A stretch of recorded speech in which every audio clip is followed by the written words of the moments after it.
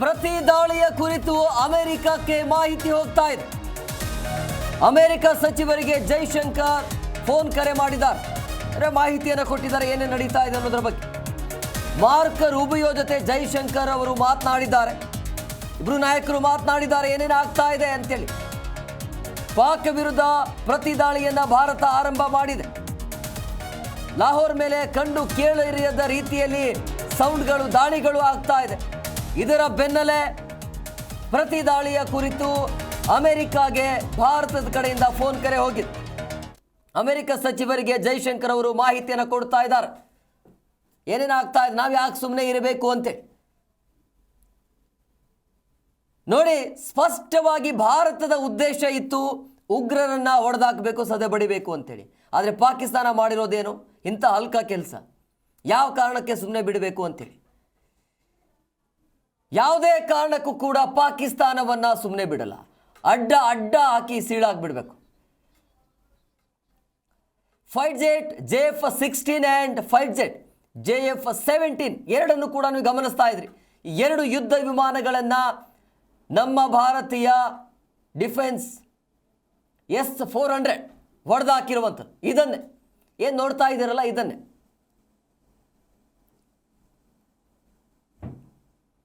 ಸಹಜವಾಗಿ ಜಮ್ಮು ಕಾಶ್ಮೀರದಲ್ಲಿ ಆತಂಕ ಇರುತ್ತೆ, ಅಲ್ಲಿ ಸಂಪೂರ್ಣವಾಗಿ ಬ್ಲಾಕ್ಔಟ್ ಮಾಡಲಾಗಿದೆ.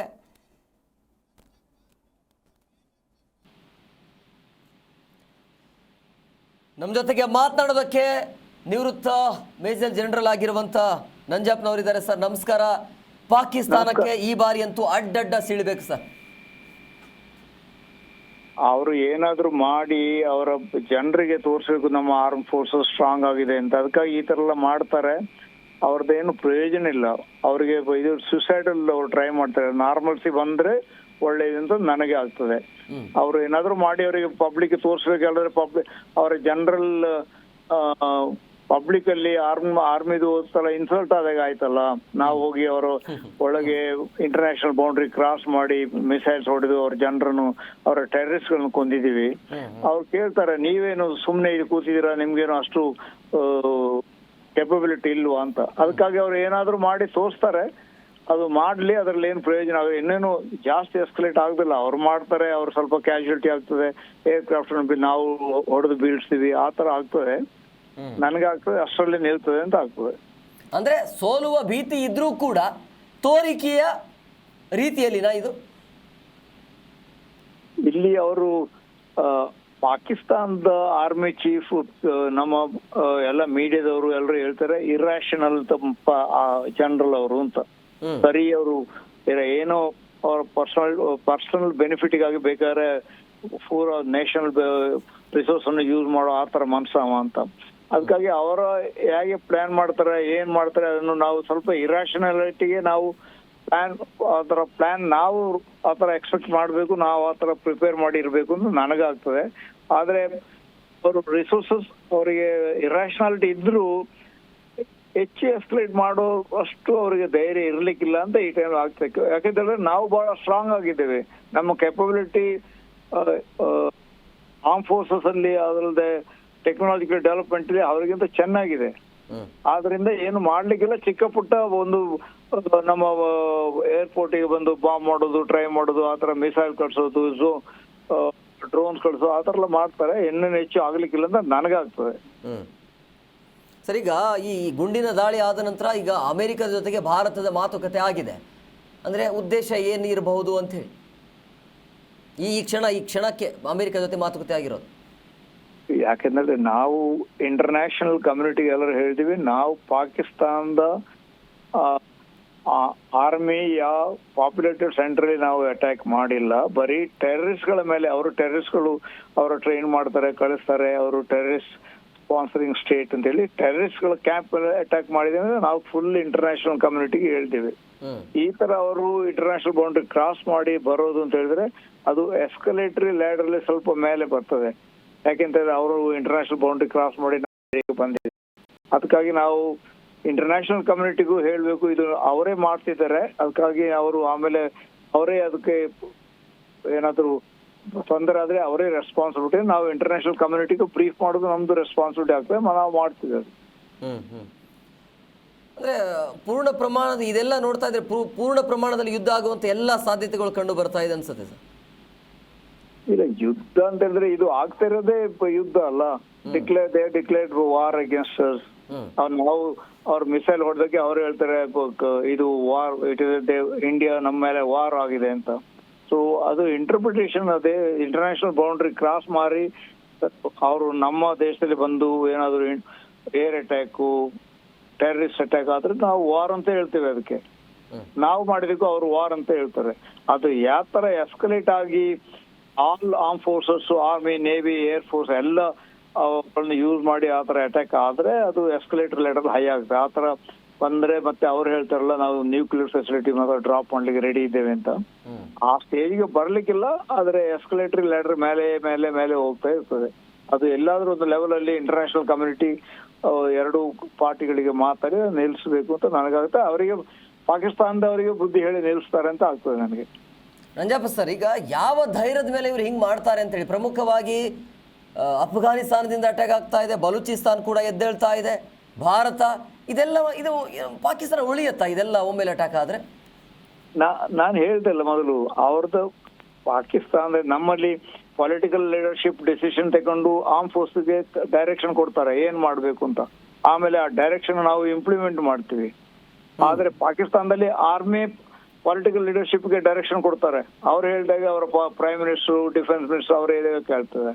ಅದಕ್ಕೆ ಅವರ ಆರ್ಮಿ ಚೀಫೇ ಸ್ವಲ್ಪ ಇರ್ಯಾಷನಲ್, ಅವರ ಸೆಲ್ಫ್ ಸೆಂಟರ್ಡ್, ಅವರ ಪರ್ಸನಲ್ ಬೆನಿಫಿಟ್ಗಾಗಿ ಏನ್ ಬೇಕಾದ್ರೂ ಮಾಡಬಹುದು, ಆ ತರ ಒಂದು ಪರ್ಸನಾಲಿಟಿ ಇದು ಜನರ ಕಮ್ಯುನಿಟಿ ಮೀಡಿಯಾದಲ್ಲಿ ಆ ತರ ಬರ್ತಾ ಇದೆ. ಅದಕ್ಕಾಗಿ ಅವ್ರು ಏನಾದ್ರು ಮಾಡಿ ತೋರಿಸ್ಬೇಕು. ಇಲ್ದರ ಸುಮ್ನೆ ಆರ್ಮಿ ಚೀಫ್ ಸುಮ್ನೆ ಬಾಯಲ್ಲಿ ಮಾತಾಡ್ತಾರೆ, ಏನು ಕೆಲಸ ಮಾಡೋದಿಲ್ಲ ಅಂತ ಹೇಳ್ತಾರಲ್ಲ. ಅದಕ್ಕಾಗಿ ಏನಾದ್ರು ಮಾಡಿ ತೋರಿಸ್ತಾರೆ.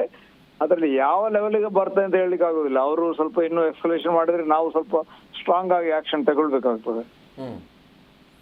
ನಂಜಪ್ಪ ಸರ್, ಈಗ ಈ ಪಾಕಿಸ್ತಾನದ ಸೇನೆಗೆ ಉಗ್ರರು ಸಾಥ್ ಕೊಡ್ತಾ ಇದ್ದಾರೆ ಅಂದ್ರೆ ಉಗ್ರರು ಕೂಡ ಈಗ ಪಾಕಿಸ್ತಾನ ಸೇನೆಗೆ ಜಾಯ್ನ್ ಆಗಿದ್ದಾರೆ, ಉಗ್ರರು ಕೂಡ ದಾಳಿಯನ್ನ ಮುಂದುವರಿಸ್ತಾ ಇದ್ದಾರೆ.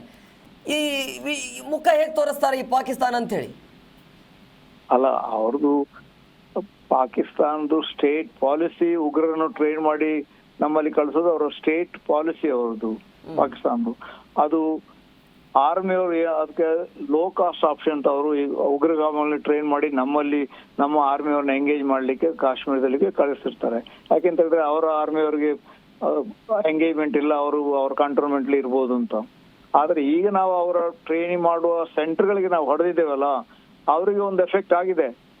ಅವರ ಜನರು ಕೇಳ್ತಾರೆ, ನೀವೇ ನಮ್ಮ ಉಗ್ರಗಾಮನ್ನು ಟ್ರೈನ್ ಮಾಡೋದು ನಮ್ಗೆಲ್ಲ ಇದು ಹೇಳ್ತಿದ್ದೀರ, ನೀವು ನಮ್ಮನ್ನು ಪ್ರೊಟೆಕ್ಷನ್ ಕೊಡ್ಲಿಲ್ಲ ನೀವು ಅಂತ ಅವ್ರು ಹೇಳ್ತಾರಲ್ಲ.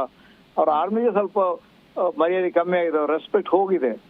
ಅವ್ರಿಗೆ ಜನರು ಪಬ್ಲಿಕ್ ಕ್ವಶನ್ ಮಾಡ್ತಾರೆ ಅವ್ರು. ಅದಕ್ಕಾಗಿ ಏನಾದ್ರು ಮಾಡಿ ತೋರಿಸ್ತಾರೆ.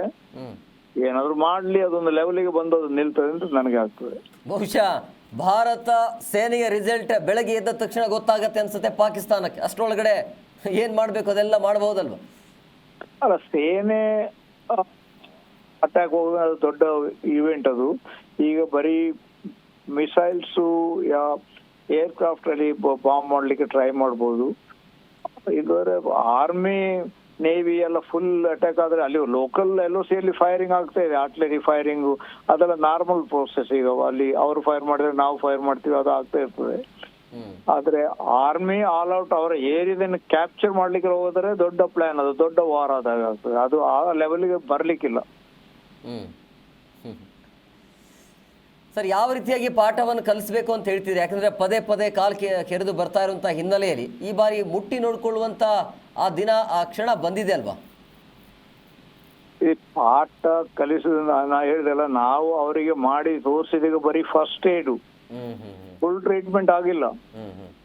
ಅವರು ಯಾಕೆಂದ್ರೆ ನಮ್ಗೆ ಈಗ ಮಾಡಿದ ಡ್ರೋನ್ ಅವರು ನಮ್ಮ ಮಿಸೈಲ್ಸ್ ಹೋಗಿ ಅವರು ಒಳಗೆ ಹೋಗಿ 100 ಕಿಲೋಮೀಟರ್ ಒಳಗೆ ಹೋಗಿ ಅಟ್ಯಾಕ್ ಮಾಡಿದೇವಲ್ಲ, ಅವರ ಟೆರರಿಸ್ಟ್ ಲೀಡರ್ಸ್ ಗಳಿಗೆ ಮತ್ತೆ ಮಿಲಿಟರಿ ಅವರಿಗೆ ಗೊತ್ತಾಗಿದೆ ನಮ್ಮ ಕೆಪಬಿಲಿಟಿ ಏನಿದೆ, ಅವ್ರ ಕೆಪಬಿಲಿಟಿ ಏನಿದೆ. ಅವರಿಗೆ ಗೊತ್ತಾಗದಾಗ ಸರ್ಪ್ರೈಸ್ ಕೊಟ್ಟು ಎಲ್ಲಿ ಬೇಕಾದ್ರೂ ನಾವು ಹೊಡಿಲಿಕ್ಕೆ ರೆಡಿ ಇದ್ದೇವೆ. ಅವರ ಟೆರರಿಸ್ಟ್ ಲೀಡರ್ಸ್ ಗಳು ಈಗ ಸುಮ್ಮನೆ ಎಲ್ಲಾದ್ರೂ ಕೂತಿರ್ಬೋದು ಅವರು. ಯಾವಾಗ ನಮ್ಮನ್ನು ಹೊಡಿಲಿಕ್ಕೆ ರೆಡಿ ಆಗ್ತಾರೆ ಇವರು ಅಂತ. ಹೌದು ಹೌದು ಅದಕ್ಕೆ ಆ ತರ ಅವರು ಎಸ್ಕಲೇಟರ್ ಲೇಡರ್ ಅಲ್ಲಿ ಮೇಲೆ ಬರ್ಲಿಕ್ಕಿಲ್ಲ. ಏನಾದ್ರೂ ಮಾಡಿ ಸುಮ್ನೆ ಅವರ ಜನರನ್ನು ಸ್ಯಾಟಿಸ್ಫೈ ಮಾಡ್ಲಿಕ್ಕೆ ಎಲ್ಲಾದ್ರೂ ಒಂದು ಈಗ ಇದು ಏರ್ಫೋರ್ಸ್ ಅಲ್ಲಿ ಯೂಸ್ ಮಾಡ್ತಿದ್ದಾರೆ. ನಾವು ಕೂಡ ಪ್ರಯತ್ನ ಮಾಡ್ತಾ ಇದ್ದೀವಿ ಅಂತ. ಪ್ರಯತ್ನ ಮಾಡ್ತೀವಿ ನಾವು. ಅವರನ್ನು ಹೊಡಿದು ಬೀಳ್ಸಿ ಅವ್ರೆಲ್ಲ ಪಬ್ಲಿಸಿಟಿ ಆಗ್ತದೆ ಅಲ್ಲಿ. ಸೈಕಲಾಜಿಕಲ್ ವಾರ್ಫೇರ್ ಜನರಿಗೆ ಹೇಳ್ತಾ ಇರ್ತಾರೆ, ನಾವು ಅವ್ರ 5 ಏರ್ಕ್ರಾಫ್ಟ್ ಗಳನ್ನ ಹೊಡೆದು ಬೀಳ್ಸ್ತೇವೆ. ನಿನ್ನೆ ಅವರು ಮೀಡಿಯಾದಲ್ಲಿ ಪಬ್ಲಿಸಿಟಿ ಕೊಡ್ತಿದ್ರಲ್ಲ, ಆ ತರ ಹೇಳ್ತಿರ್ತಾರೆ. ನಾವು ಸಾವಿರಾರು ಜನರನ್ನು ಕೊಂದಿದ್ದೇವೆ, ಆ ತರ ಎಲ್ಲ ಪಬ್ಲಿಸಿಟಿ ಮಾಡ್ತಾ ಇರ್ತಾರೆ. ಅವರ ಜನರ ಸ್ಯಾಟಿಸ್ಫೈ ಮಾಡ್ಲಿಕ್ಕೆ ಆ ತರ ಮಾಡ್ತಾರೆ. ಸರ್, ಬರೋಬ್ಬರಿ 1971 ಆದ ನಂತರ ಅದರ ಅಂದ್ರೆ ಯಾವಾಗ ಯುದ್ಧ ಆಯ್ತಲ್ಲ ಅದಾದ ನಂತರ 54 ವರ್ಷಗಳ ನಂತರ ರಿಸಲ್ಟ್ ನೋಡಬಹುದಾ?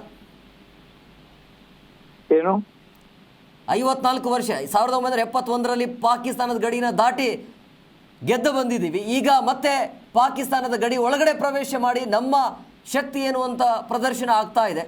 ಸೊ ಹಂಗಾಗಿ ಪಾಕಿಸ್ತಾನವನ್ನ ಮಟಾಶಿ ಮಾಡೋದಕ್ಕೆ ಒಂದು ಒಳ್ಳೆಯ ಅವಕಾಶ ಇದೆಯಲ್ಲ ಅಂತ. ಅಲ್ಲ, ಆ ಟೈಮಲ್ಲಿ ಅವ್ರದ್ದು ನಮ್ದು ಟೆಕ್ನಾಲಜಿಕಲ್ ಡೆವಲಪ್ಮೆಂಟ್, ಮಿಸೈಲ್ಸು, ನ್ಯೂಕ್ಲಿಯರ್ ಇದೆಲ್ಲ ವೆಪನ್ಸ್ ಎಲ್ಲ ಆ ಟೈಮಲ್ಲಿ ಬೇರೆ ಬೇರೆ ಲೆವೆಲ್ ಅಲ್ಲಿ ಇತ್ತು. ನ್ಯೂಕ್ಲಿಯರ್ ವೆಪನ್ಸ್ ನಮ್ಮಲ್ಲಿ ಇರ್ಲಿಲ್ಲ, ಆ ಟೈಮಲ್ಲಿ ಅವ್ರಲ್ಲೂ ಇರ್ಲಿಲ್ಲ. ಅವ್ರದ್ದು ಈಸ್ಟ್ ಪಾಕಿಸ್ತಾನದಲ್ಲಿ ಕಂಪ್ಲೀಟ್ ಏರ್ ಫೋರ್ಸ್ ನಾವು ಕ್ಲೋಸ್ ಮಾಡಿದ್ವಿ. ಒಂದೇ ದಿವಸ ಅದೆಲ್ಲ ಏರ್ ಫೋರ್ಸ್ ಅವ್ರದ್ದು ಇನ್ಎಫೆಕ್ಟ್ ಆಯ್ತು. ಅವ್ರ ಫೈಟರ್ ಏರ್ಕ್ರಾಫ್ಟ್ ಇರಲೇ ಇಲ್ಲ.